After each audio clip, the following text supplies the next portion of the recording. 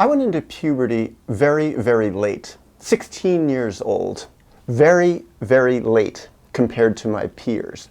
Often I was a very small physical boy amongst peers who were much taller men. I was one of the most small kids in my whole grade. Of 150 boys in my grade, 150 or so, I think I was in the lowest, maybe 2 or 3 of them.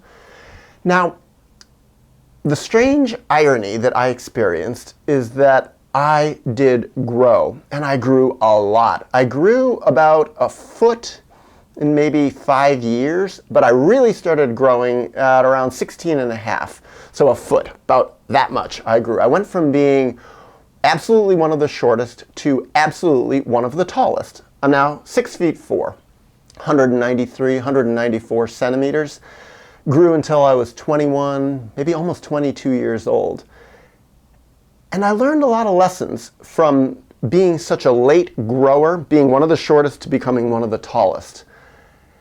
And one of the big things I learned is that the world most definitely treated me very, very differently when I became taller.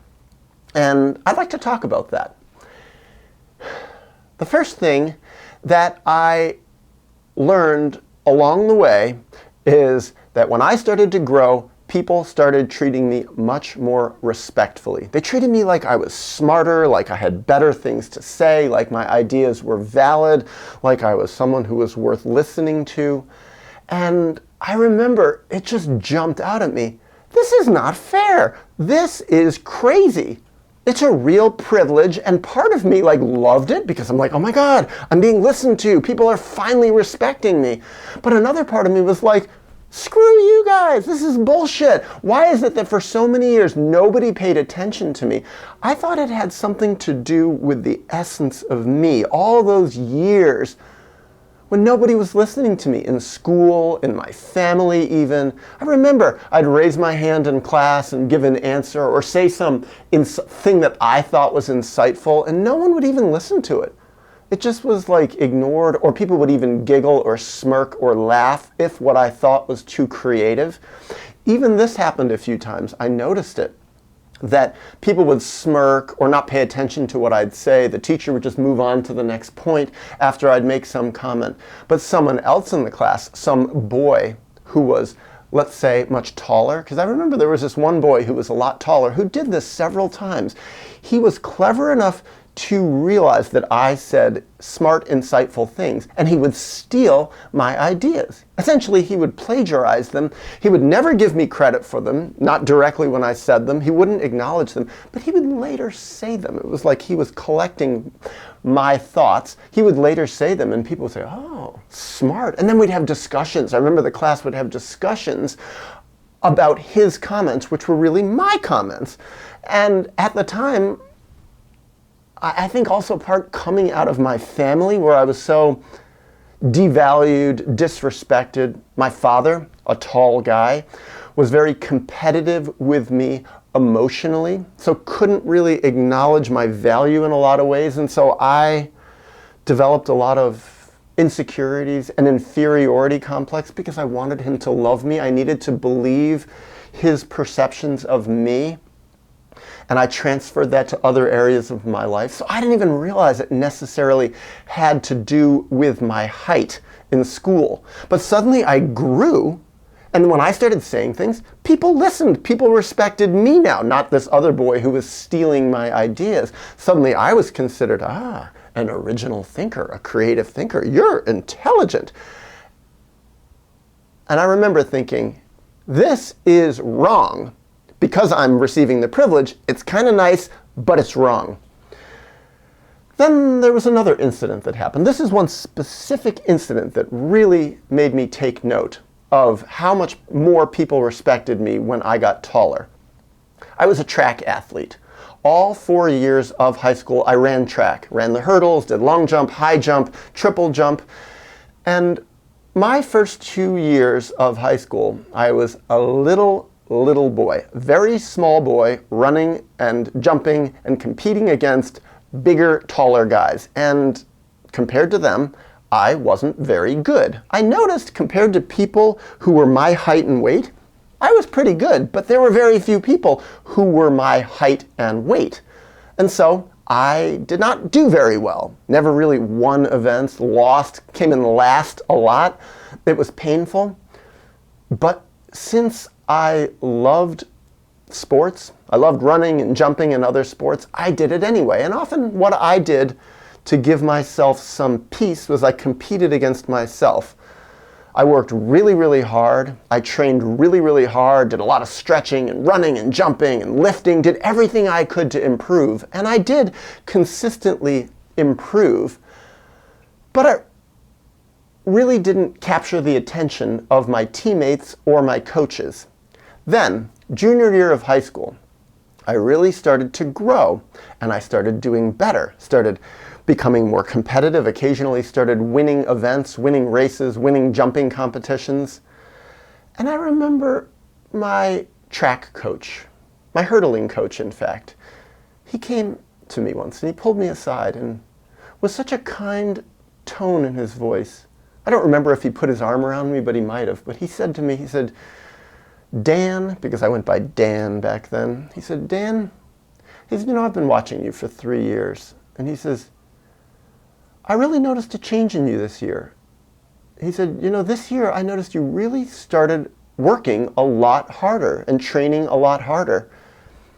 And your scores, your numbers now reflect that hard work. I just want to note to you, you are an example of what happens when somebody changes their attitude. They really do better in life, and it's a good lesson for life. I remember, I didn't say anything to him then. I didn't confront him. I didn't say what came to my mind. I was a polite kid. I was a people pleaser in a lot of ways. I wanted him to like me and love me and respect me, and I didn't want him to disrespect me. But I remember what I thought. And what I thought could be summarized in one word. Bullshit! Bullshit! I didn't work any harder third year of high school, junior year. I've been working hard all along. The only difference is I grew. I got taller. I got stronger. I went into puberty. I got bigger. It's a lot easier to do better in competition in a sport that values height and strength and being bigger when you are those things.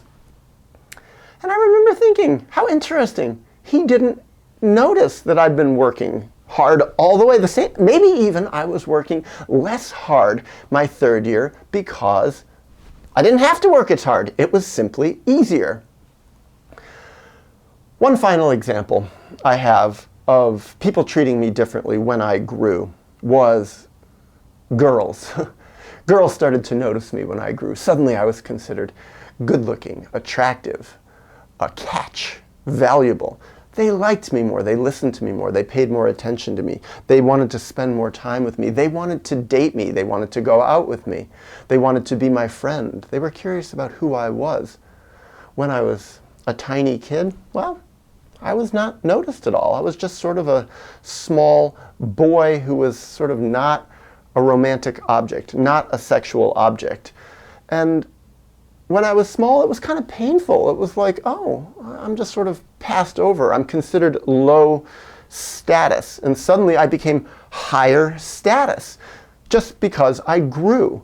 And I remember thinking at the time, again, woo, I grew. I like this. This is great. I'm getting attention. Finally, I'm getting the attention I have craved. I wasn't getting it in my family. It's nice to get it externally, at least.